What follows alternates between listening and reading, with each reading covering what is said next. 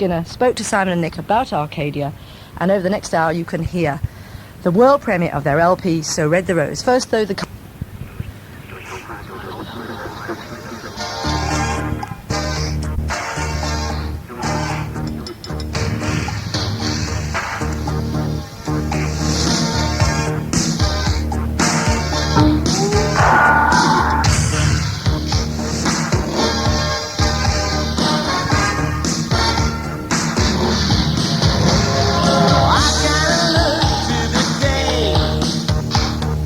Open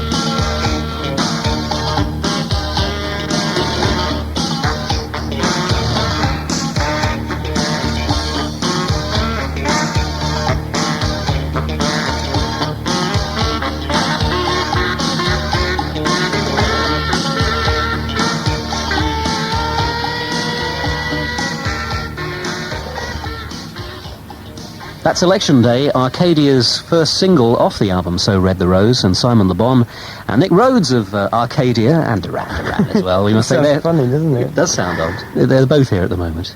Which came first, actually, Simon? Your idea of doing Arcadia, or the other boys' thing with the power station? Oh, definitely the power station, and they've been working on that since, well, about this time last year, actually. It began as a Tony Thompson solo project. And we just decided, well, we had some time on our hands and a lot of ideas that we wanted to get down, so we thought, let's go for it. And we ended up with this, what you are playing now. Was there an element of competition involved, Nick? Not really, no. I mean, Not if at there all. was, only a healthy, fun sort of one. I mean, really, the power station stuff was pretty much over by the time we released this album. But aside from that, it was just two very, very different things. I mean, theirs was meant to be like a heavy rock dance album, and ours, I think, tended to be a little more esoteric and atmospheric. Why did you decide to do it at all, Simon?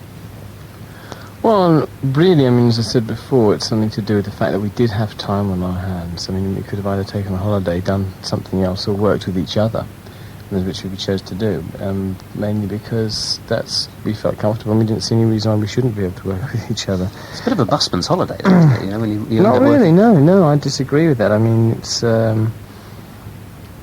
apart from the fact we didn't really want to have a holiday, we wanted to work. We didn't want to be sitting around doing nothing. I mean, we just didn't feel like we wanted a holiday at that time, because it had actually been a long time since the last Duran tour. And we'd done things like the odd singles, you know, the Wild Boys and then View to a Kill. But they don't really feel like doing a big project like this. Let's talk about the timescale. How long have you been actually working on the Arcadia project, Nick? Well, we started thinking about it, I guess, towards the end of 1984. We actually put it into practice beginning of 1985, and ended up, I guess, taking about 6-7 months in all when you take breaks. It's been a long project. We however, did end up with a fair amount of excess material, which is... Excess baggage? Well, it would be useful for the future no, anyway. it's not right? that excess, actually, It's not I don't excess, think, no, at it's all. not. No, I mean, not in the same, not in the way of spare. It's actually very useful material. It's there's one track in particular, which I don't really want to talk about now because it's not going to be out for a long time, but it's very different indeed than everything else that's on the album. Is it a chance, really, to escape from the pressures, either real or perceived, of Duran Duran?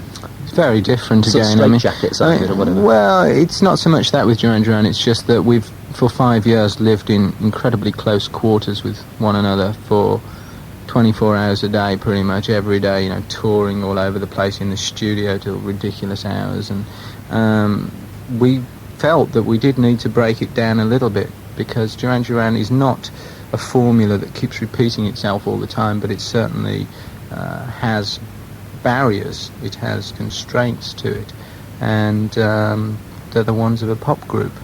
Arcadia isn't necessarily such a straightforward pop group. It's a much more relaxed thing. It doesn't have the tensions that Duran Duran has. And so with Simon and I writing together, we came up with something very different. It was a totally different way of writing. I mean, when there's all 5 of us in a room together, we tend to bash at it and to make a lot of noise until finally something starts to emerge as being a central point of possible song, and it sort of gets constructed. With Simon and I, we sat and wrote songs a little more quietly, I guess. It's just a different approach, totally. Was it perhaps a more traditional approach to writing a song? You know, the old sort of Joanna and words mixing together, or what? It's a lot simpler to write it. I think I know what the traditional approach is by now. Sort of Rodgers and Hart stuff. Rodgers and Hart, just sat around the grand piano, sort of sipping Pimm's or something. I don't know. Well, I don't think it was traditional. I wouldn't say it was traditional. I'd say it was. It was just a lot more free. I mean, we did things like we did actually at one point sit around the piano with a song and just work it like that. Goodbye is Forever is a typical example of a song which worked like that. On the other hand, we did things like started off with a weird sequencer which goes and based the whole thing around that, and virtually wrote everything in the studio. I mean, I did guide vocals all over the place. Yeah. In the studio, in the little gap between outside, in the control room, in the toilets, in the corridor. Let's talk about Lady Ice, another song off the album So Red the Rose. Nick, Yeah, leaping to the microphone. Yes, you hear that sigh. Oh, you can hear the man's heart beating. Lady Ice, I must say, is actually one of my favourite songs that we've Come on, written. be honest, it is your absolute All right, favourite. my absolute favourite song that we've ever written. Yeah. I feel that, I don't know, structurally and the way the whole thing sounds, and lyrically and musically, it is our best achievement to date. We must listen to it.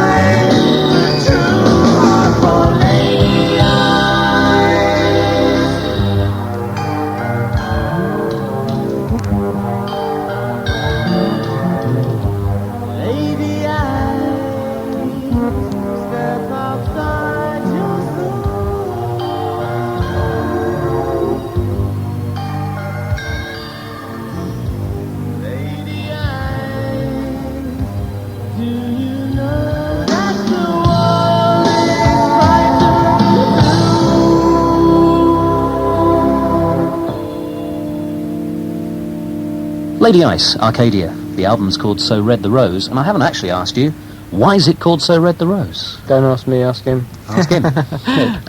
Well, actually, that we were looking for 6 months for a name we were Well, off and on, I would imagine. for a name of the group, and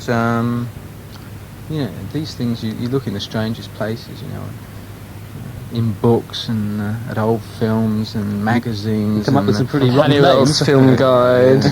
Names of flowers, that sort of thing, and T.S. Eliot books and all sorts of Shakespeare. pretentious things. And one day I saw this "So Red the Rose" written down, and I just said I thought that's a really interesting group good name. band, But name. everyone, then we later decided that it didn't sound quite right for a group, and it ended up being the album title. Fair enough. One of the interesting things about writing was that because we weren't working with musicians that we'd worked with before, I mean, I've never actually worked with any musicians myself outside of Duran Duran, really. And we figured that if these people were coming, all these bass players and extra people we needed, they were going to have some idea what the song was about, because with Duran Duran we seem to be able to get a pretty good idea amongst ourselves what it's about and keep it secret from everyone else, including the producer. Go into the studio, sort of start putting it together, and everybody somehow knows how it's going to fit together. I guess you just learn that after being together for about 5 years. With this, there was people coming in, and I think we were quite conscious in a way, although maybe we didn't want to admit it at the time, of trying to get it right, sort of arranged properly and in the right format. And also Simon had a lot of his lyrical ideas early on, so that they had some sort of feeling for what the song was about. We're usually not quite that developed. It must have been very difficult for you to decide who to work with, bearing in mind that you were going into it with such a sort of distinct idea in your own mind. No, not at all. The opposite. The opposite of exactly what you said entirely. I'll leave the room. I mean, A, it wasn't difficult, and B, we didn't know exactly what we were going to do. No, we went in there, and as we felt the tracks developing, we were, one by one, track by track, we were able to say, now the guitarist who would suit this kind of music is Carlos Alomar. Or the guitarist who would suit this kind of music is, or the sax player. Sax player, for example, Andy Mackay. We just knew that he was the one we wanted. It was very easy to decide that. We were very fortunate with musicians, I think, in that the people that played with us were, in fact, some of our favourite musicians. I mean, he wanted Chad and Dave, I wanted Liberace. And you both failed. And we ended up with... Actually, you ended up with people like Mark Egan on bass, who is one of the most renowned bass players you could possibly get in, and Sting, I think, on backing vocals. Yeah, that was one of the kind of... Oh, that was accidental accidental. ones. That was accidental. Some of the best things happen by accident, though, don't they? Well, yeah, I mean, we met him the night before. We met him on a Friday night at the Mockador Theatre. He was doing one of his shows. It was actually the first 2 shows for the album, and it was all bright and sparkling new, and he was all very excited about that. And at the party afterwards, he said, well, what are you doing in Paris afternoon? Sort of talking about him for about an hour and a half. That's no offence, by the way. But no, that's what people, when you come off stage, you are full of yourself anyway, it's natural. And he said, I said, well, we're recording here. And I said, I don't suppose you... And he said, yeah, I wouldn't mind, actually. Shall we have a listen to it, actually? Yeah. This is the track. It's called The Promise.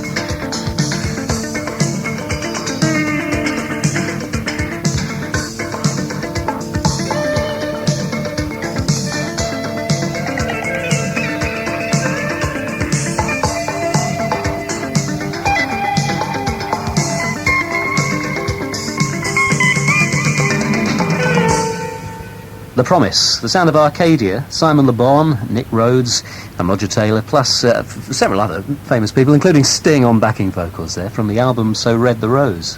Why did you decide to do it now, this entire project? Because, I mean, in a sense, you could have done it any time in the last 5 years or so, couldn't you?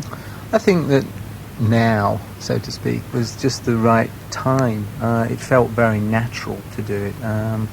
As I said, we've been living very close to each other for about 5 years and working together every day, and we felt we needed to stretch our arms in a slightly different direction. John and Andy had this very distinct idea of what they wanted to do, and Simon and I weren't quite sure, but that was kind of nice for us to go into the studio just totally open and let's see what comes out. I mean, the first song we actually wrote together, which did end up on the album, was a song called El Diablo, which started off as an 8-minute sort of It was like it sounded like a bunch of gypsy, gypsies. It was colony or something. It sounded like people playing with sort of shoe lasts and and old tin cans and things, just beating them about, and it developed into a very, very, very special, very touching song, actually.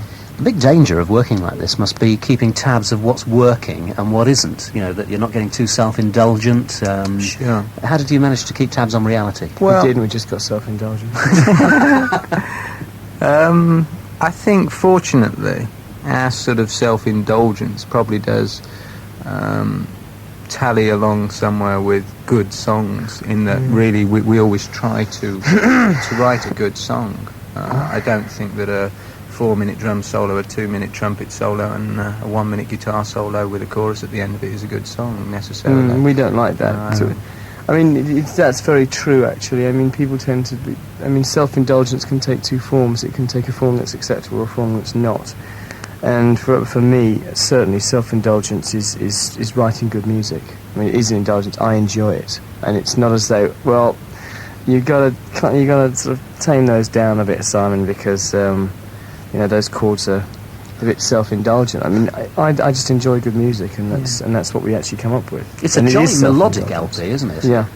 I'm so happy about that as well. That really... I've always wanted to make an album like that. I always wanted to make something which is not particularly commercial sounding.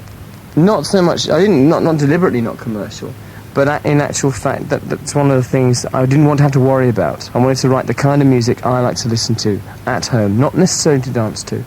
And I think we both had a chance to do the kind of things we wanted to do. Great opportunity to let things breathe naturally. Yeah. Without any preconceived notions of what you should be delivering at the end of the day. That's exactly what this album's ended up being about. Was it difficult, therefore, to choose the right producer? No, I don't think so, personally, because we knew that this album from the start was going to take a while. Not that we planned for it to take as long as it did, but we just felt that we weren't quite sure how we wanted it to begin and what shape it was going to take. And we knew that it was going to be quite a delicate project, I think. It wasn't going to be this sort of really loud dance music. Yeah, but you know what, though, Nick? We did know that at some point during the process, we'd stand up and go, come on, we've got to have a pop song. And I think that's one of the reasons why we did choose Alex, because he's very much like that. So we ought to say Alex Sadkin. Alex Sadkin, sorry, yes. Alex Sadkin produced it. I mean, that's one of his traits. After a while, he gets very nervous unless there's a real shining, sort of, you know, obvious pop song on it. And we did want to have something which approached that kind of thing on it. What was the relationship between you and Alex? I mean, who was calling the shots? We can't really say, you know. Thank you very much. Sorry, no. None of those questions. The lady from UNR will come in a minute. Sorry. God, you can't play that. Alex works very closely with us. He's a very sensitive producer. He understands fine detail. You're not let us say shut up.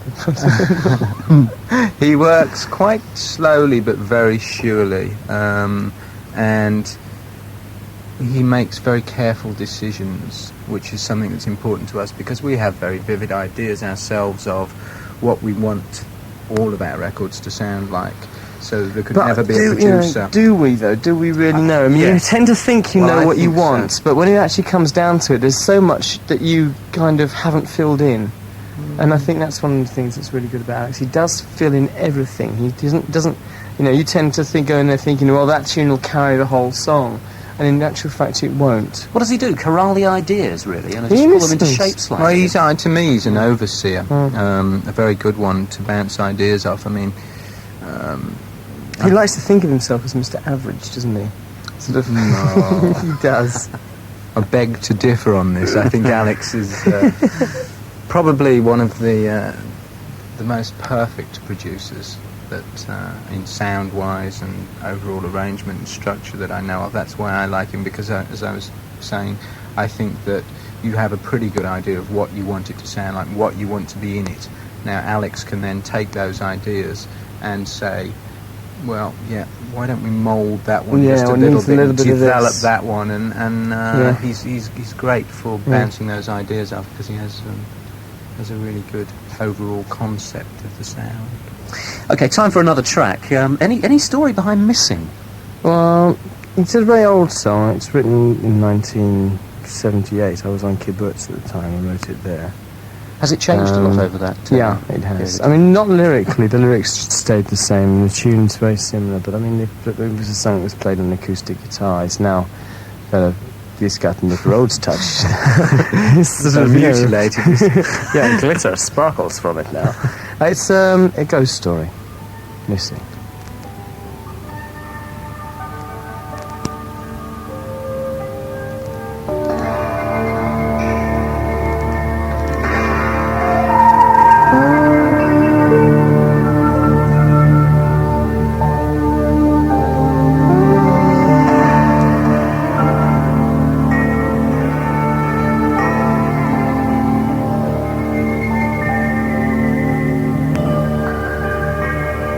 As I wandered down to where you lay,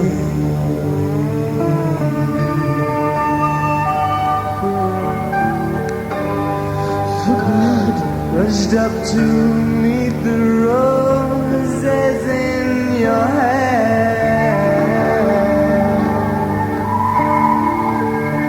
I thought I saw you smile, but now I don't see you anywhere.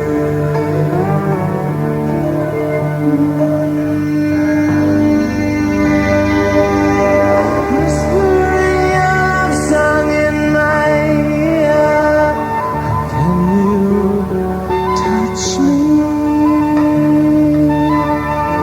when you're not really here?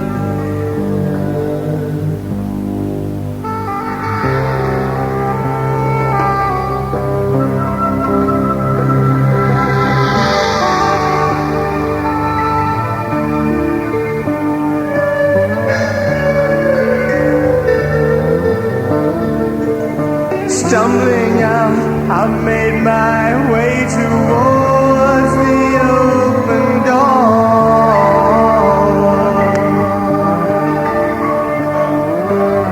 Climbing fast, the sun poured streaming laughter down into your empty gaze.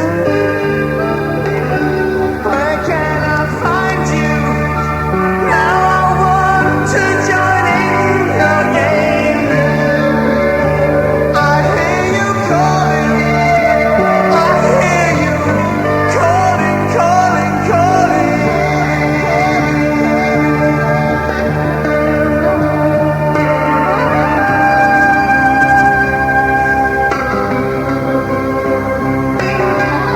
Spilling your song in my ear.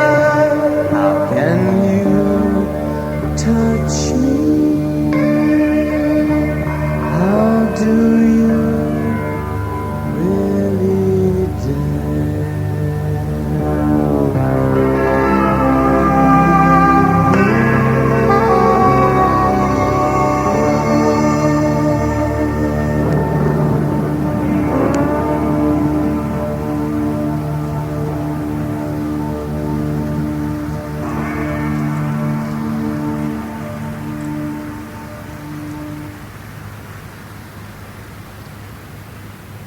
From Arcadia's album, which is called So Red the Rose, that's Missing.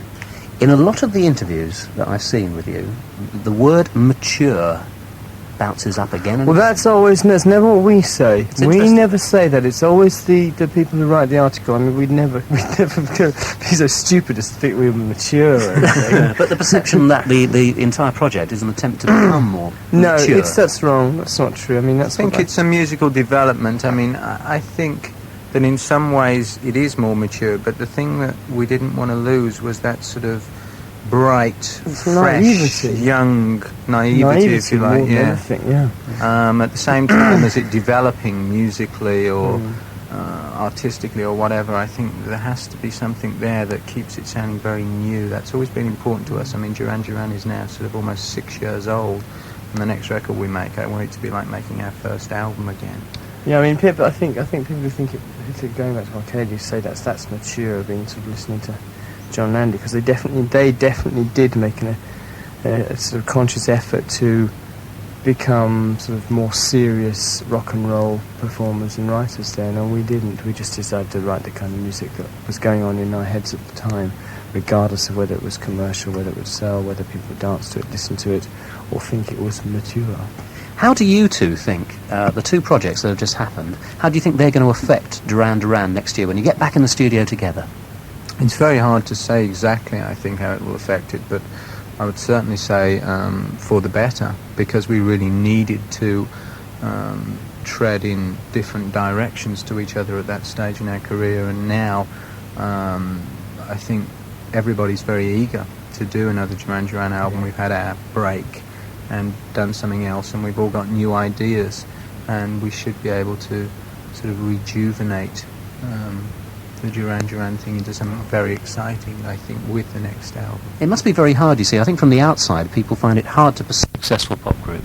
That it can get almost like a prison, in a sense. Not totally, because obviously you earn a lot of money, you get a lot of respect for what you do, but that it is artistically a little bit Well, limiting. you don't want to carry on doing the same thing for the rest of your life, do you? I mean, whether it's whether it's sort of you take it sort of on the scale of the profession you're in, or whether sort of within that profession how you want to approach it. And I think that we definitely did need to try something different out, just for our own sense of self-respect. Has success with Duran Duran turned out differently to the way you'd perceived it before it happened? I never really perceived. I mean, I always thought it was a load of Yes. bullshit anyway, because they do stuff about the limos and the jet set and the parties and the women and all that stuff. You know that's a load of rubbish to start with. And so I just thought, well, let's see what it is like. And basically, it's a good job. It is a good job. It's better than sweeping the roads for a living. One you'd do for a hobby if you weren't doing it for money, That's I right. suspect, as well.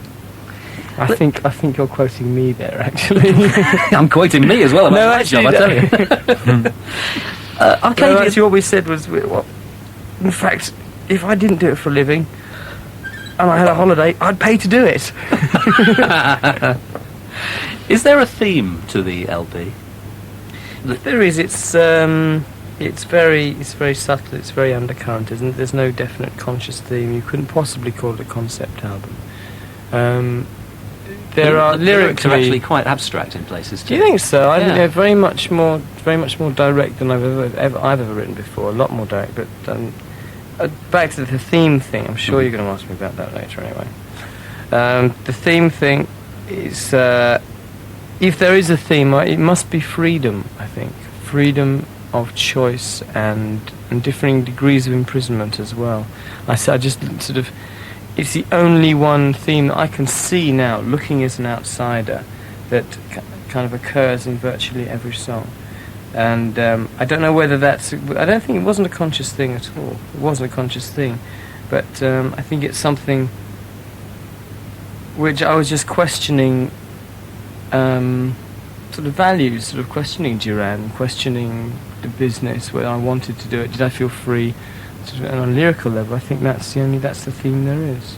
Of course, Arcadia is a sort of a lyrical place in mythology as well, isn't And it? yes, Of it's freedom sort and It is utopia. idyllic. Yeah. Yeah, absolutely. It's also a restaurant in New York. And a bookshop in Oxford. Yes. Where did you get the name from? Did you choose it from Well, it wasn't from the restaurant in New York. Nor the bookshop in Oxford. But really, we just Well, it came up one night, actually. We just liked the sound of it. I mean, it's a sort of word that I think, people have heard before, but now it's become this project. yeah, right. See, we want to make it us very much. So no more questions about sort of Greek. It is cats. no longer Greek mythology. We've brought it up to date. We have to interrupt the flow of conversation here to talk about the flame. Flame. Nick. Yeah, that's another one we started very early on, in January of this year. It started off as a much heavier song than it actually turned out to be. Something totally different. Yeah, it really developed a lot. I like the song because I think it's got sort of good passion in it. It sounds a little bit sort of Hispanic somehow to me, partially because of the young lady who's saying something at the beginning, which you'll have to work out and have a Radio 1 competition about. No. Yeah, that's a great idea. Let's have a Richard Skinner Radio 1 competition. Can you translate the line at the beginning of this song from Spanish to English?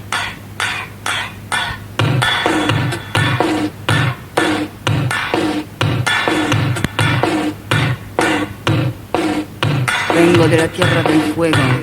Ten cuidado cuando llamas mi nombre.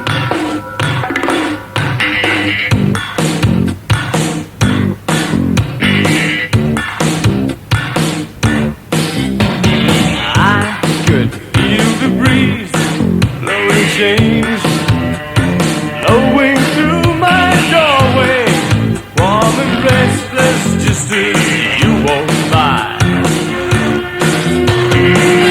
Inside a smoky hole, circles on, voices call. Play some magic wind in my world. Strange coincidence each time you look my way. The sinking feeling scares me, though my weakness call it deja vu. Never put my trust in fate. Surprises do arrive so late. Why should I be surprised by you? Straight to the heart, straight for this precious shining. How do you dare step into my flame? One from the heart, one for this precious shining. How can you steal my flame?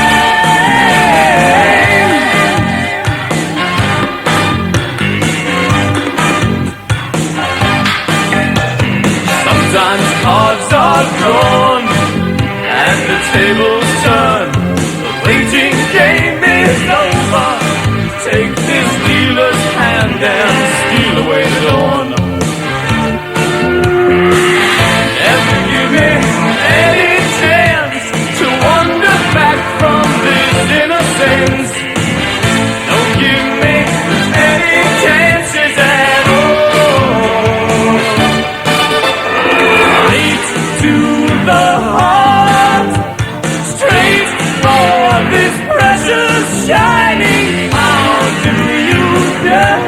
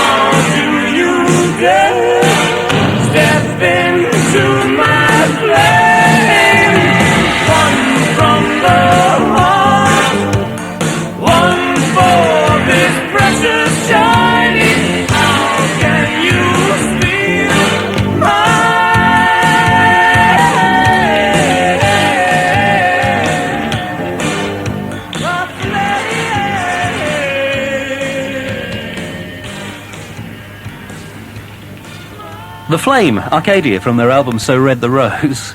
You're still serious about this competition, about the translation? Absolutely. We've worked out exactly what we're going to give you as a prize. Seeing as it's Spanish, we're going to stick to the Spanish theme, and the prize will be A pair of signed castanets. Hey! Will you be taking Arcadia out on a live tour at any stage? Maybe nice one to. day. It would be nice to, wouldn't it? Yeah, not right now. I mean, certainly there's going to be another Duran Duran album before we do any more Arcadia touring or recording or whatever, because that's sort of foremost in our minds. But at some stage, it would be great. I mean, it would actually take... To do it the way we would want to do it would take a lot of forethought. We couldn't just set up with all the musicians and bang a show off. I don't think it's that kind of... We'd really like to go to town now, because we have, after working for so many months on it, we actually have gone to town on the album, and it'd be nice to do it properly when we do the live tour. So give it a good think through and work out how to stage it, because it is a stage. It would need very careful staging. I'm thinking in terms of a dramatic production as much as as much as anything else. It'd be much more theatrical. Yeah, to give it a real dynamic and concert. maybe even a story, maybe even dialogue as well. Goodness. That really is moving it on a bit, isn't it? It is, yeah, I think so. About time. Simon, did you actually approach writing songs for Arcadia in a different way to Duran Duran songs? Do you think they're different sort of songs? Yeah, so lyrically they're very sort of quite a good big departure for me, really. Not because it was Arcadia and it wasn't Duran. Basically, because I personally reached a crux, and I was looking back at the way I'd worked before and thinking, well, it's time to move on, time to actually develop. Consciously looking back and thinking, yeah, I've had enough of that style. I'd always written very sort of nebulous, ambiguous kind of songs before. And I wanted to be a little bit more just a little bit more direct, because, I had big beefs on. I was just I think earlier on this year when we were doing the writing, I was thinking a lot and actually putting a lot of emotions into words, where usually I sort of bumble along, the cloud's nice today, and that's the kind of thing that's in the songs. And I think songs like Goodbye's Forever and The Promise and is that The Flame, Missing was actually written a long time ago, but the whole album does actually make a lot of sense if you look at the words, and I'm pleased with that, very pleased with that, because I do believe that art, and we like to think it's art, art should be something that you are totally open about, and you don't try and hide your ideas and your messages. What brought about this change? Was there something that happened in your life or to you? I think I just sort of thought it's time to stop hiding. One of the hardest things to do, because it's in your nature. Yeah, well, us Scorpios, you know what we like. Sting in the tail. Sting in the LP. Shall we talk about some of the songs? Yeah. Sure. Let's talk about a track now called Goodbye is Forever. Obviously an important song to you, because you mentioned it to us earlier. It's the way we wrote it, really. Yeah, that one actually started off one night the cover version. I decided we ought to do a cover version on the record, because the initial concept for the whole record was in fact to do some cover versions, maybe an album of our favourite songs even. And write one ourselves. And maybe write one or two songs ourselves, but then we decided that there wasn't so many cover versions we really wanted to do, and also that we hadn't written together for a very long time, other than a couple of singles, so we started writing, and that developed into an album. However, there was a stage when we were short of about one track, really. We were never short. You really wanted to do I that really song. wanted to do a cover version, all right. So I went and bought all these records, and I thought were really good. You really want to do that song, Ball of Confusion? I do like that song, though. I did want to do Ball of Confusion. Fantastic song. It's a really great good song. There's one we didn't like one of the lyrics in it, so we couldn't do that. I said I wanted to change the words, but Alex says you can't do that. Norman Whitfield would have objected. Right, yeah. So anyway, what happened is that I started getting irritated that he didn't like some of the lyrics to it, so I went and sat in the studio by the piano and found a couple of chords. I said, well, what about writing another one? He said, yeah, okay. So he came in, I said, do you like these chords? Yeah, I like those. And I went to the toilet. We went to the toilet And came back with some some more lyrics. chords.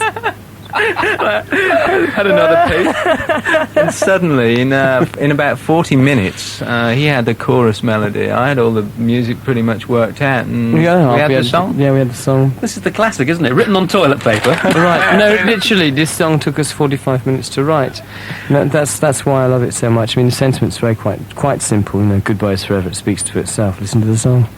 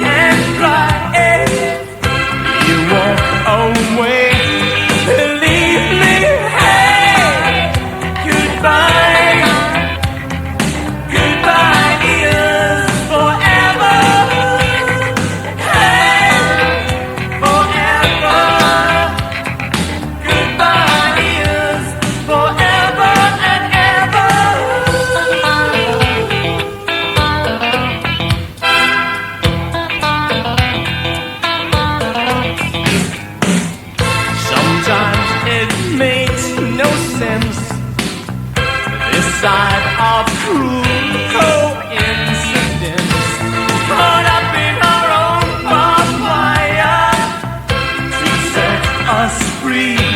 Believe this, hey, goodbye.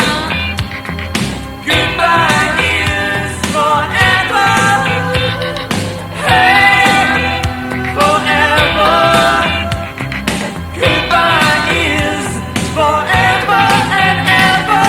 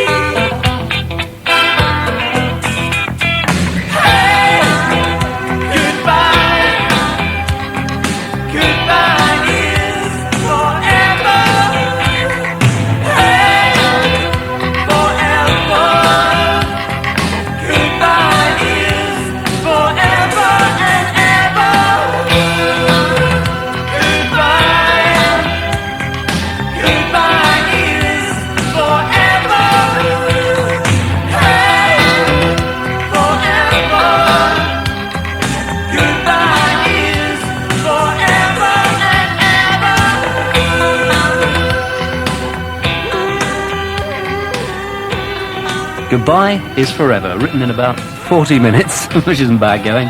A track from the new Arcadia LP. You've been working with a director for the video that you've done for the single already. A man who, I think, didn't he work in Star Wars or something? What's his background? Tell us about him.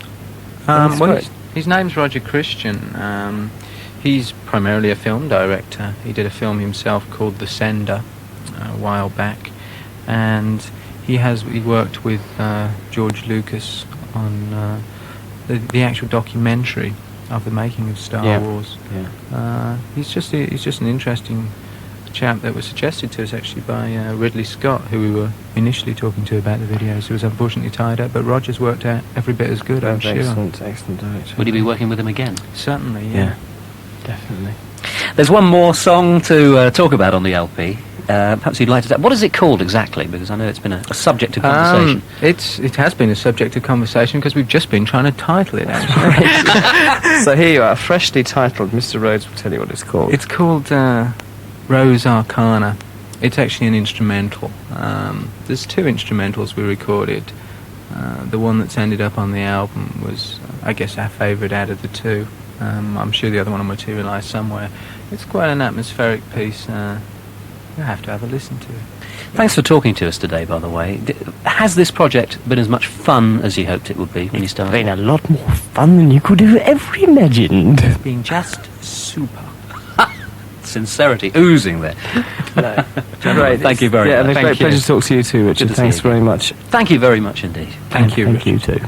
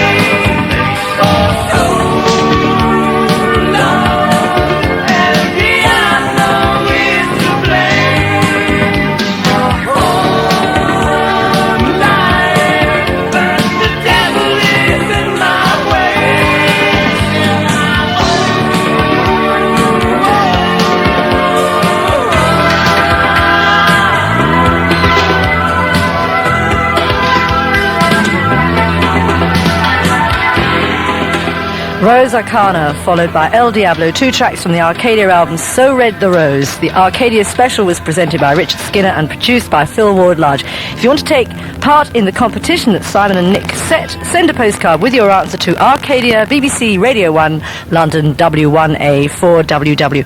Fascinating stuff. The rest of tonight's show was produced by Pete Ritzema. I shall be back next Sunday at 7 o'clock. Have a very, very good week. It's now 9 o'clock on Radio 1. Time for Robbie Vincent.